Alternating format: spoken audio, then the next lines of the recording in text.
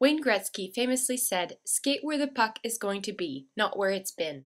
For our industry, business has never been this digitized, and now more than ever, I would suggest that some of the changes we're seeing in the marketplace come back to basic principles of relationship building and shared values. In today's marketplace, everyone has a speaker box. We're now seeing a network of digital and physical platforms, locations linked together with official messages, but also non-solicited peer endorsements. This dense communications and sales terrain is defined by a consumer hungry for content and wanting to reuse it to broadcast to their own social network. But on the flip side, we're seeing consumers demand certain rules of engagement. With an ever-changing set of expectations in the marketplace, the impact we're seeing on distributors is that products entering the market need this flexibility to be marketed, sold, and featured in a variety of sales channels, from the web to the blog to the sales floor. Skate where the puck is going to be, so to speak. Today's presentation is a bit of a window into what I've been thinking when it comes to your company, Throat Threads, as well as what's happening in the marketplace, where things are going in fashion, and what I can bring to the team. I'd like to begin by highlighting a few details from today's marketplace, beginning with the importance of behavioral economics for understanding what motivates consumers to buy or not to buy, which also plays into the ROI we're now seeing with social networks. Companies are now being able to attach metrics to measure their social engagement with consumers and how that's translating into sales. And so this mashup happening in the consumer's private domain translates into a stronger connection between their lifestyle and the products that they buy and endorse, effectively delivering the sales pitch to their own community, meaning sales.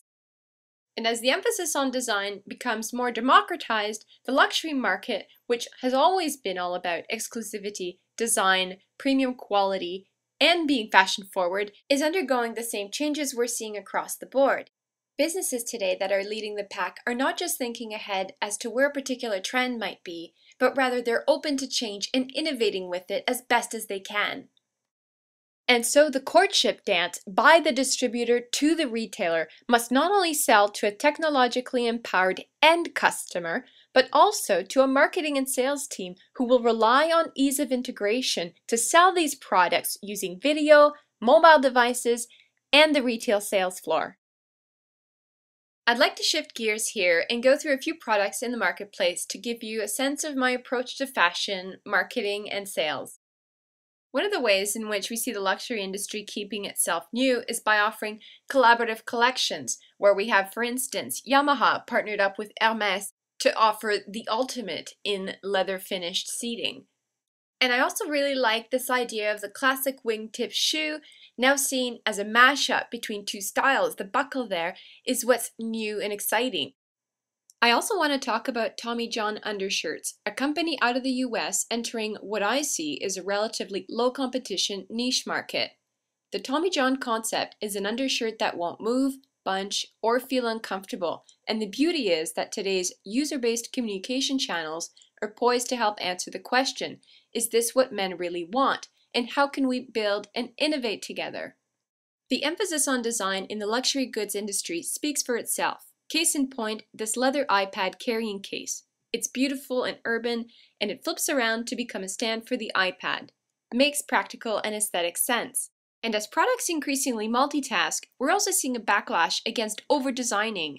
A classic example is this simple cut of leather by Leffit, that in 3 folds becomes a wallet. And here this red paisley print necktie by Robert Graham is a perfect example of how luxurious classics are continuously represented despite an evolution in trends. Classics get updated by being mixed with other new ideas and shapes, creating an overall feeling of modernity soaked in luxury. With this slide, I want to share some ideas about the cycle that drives trends from luxury goods to mass market and back again.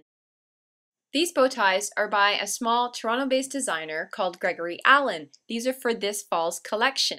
And I would venture to say that we're going to be seeing a lot of sales of bow ties this season because we had designers like Christopher Sherman, whose 2009 fall collection is here on the left.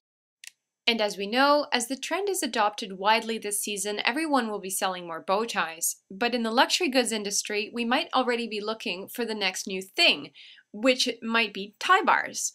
And so if everyone, including us, is selling bow ties and everyone is buying bow ties, then we also need to be selling mini bars and thinking about what's going to come next. Perhaps one of the greatest ironies and happy surprises in this industry is that consumers love to buy the same thing twice. And of course, we love to sell it to them twice. Now, I say this to be cheeky here, but we have a shirt originally from the turn of the last century, remade for a limited edition release. Exclusivity, classic, and authenticity sells, especially in this digitized economy. Okay, here we are, your Throat Threads, and you're looking for a new marketing manager director. I want to be your marketing manager director.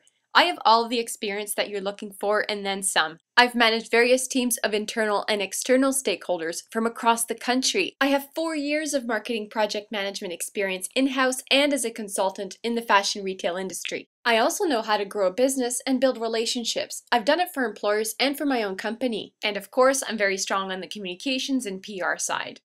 I'm also plugged into what's happening in the industry. I've been blogging about fashion for over 2 years, and I use social media strategies to grow my web presence, my business, and build relationships with people.